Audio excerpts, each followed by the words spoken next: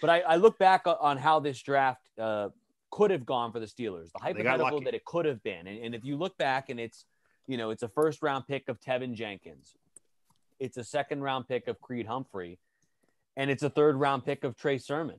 Yeah.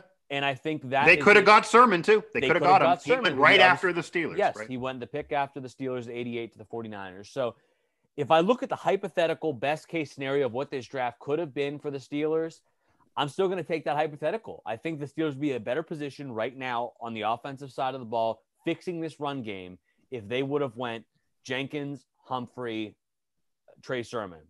But I will say, I like the pick of Kendrick Green. I think, like everything Nick just said, he steps in. He is the starting center. He's athletic, very similar to Marquise Pouncey in those respects.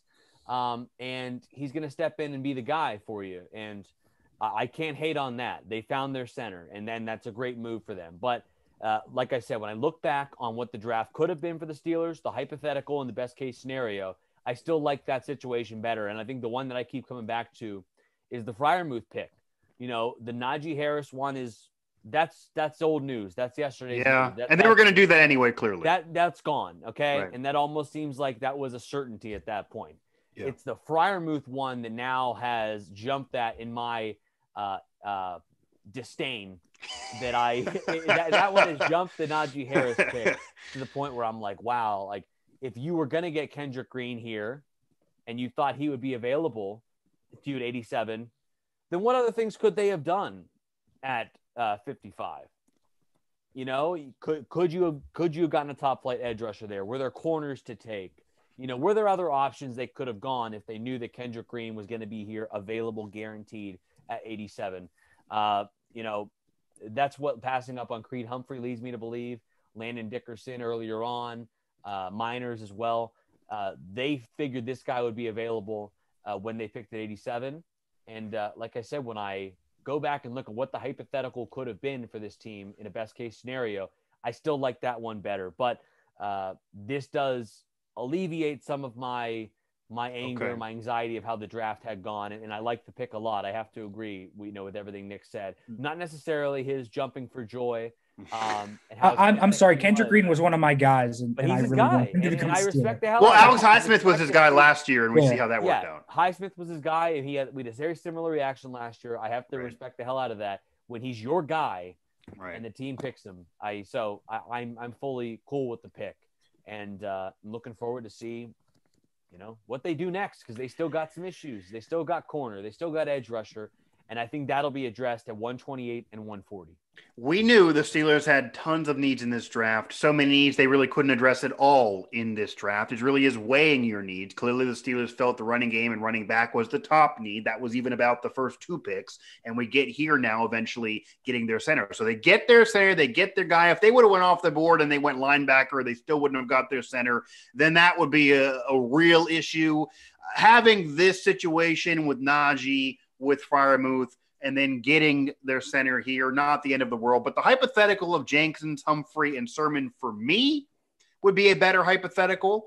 I would be supportive of that hypothetical. I'd be interested to know if the fans would support that hypothetical, if Steeler Nation would support that hypothetical. And Nick, I will even ask you as we get Nico Collins here. It looks like a receiver to the Texans as they finally, maybe they're just talking about him. No, that Nico Collins goes to the Texans there.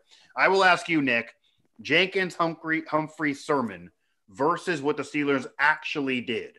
Do you prefer the Steelers' reality or the hypothetical that Cale posed of Jenkins, Humphrey, and Sermon? Because that hypothetical could occur. That could have occurred. Yeah, I mean, I prefer the first option, but that does not mean that I don't like this option that they have. Najee, Freiermuth, and Kendrick Green's a good haul. I think that's a nice haul. I'm going to give that like a B+.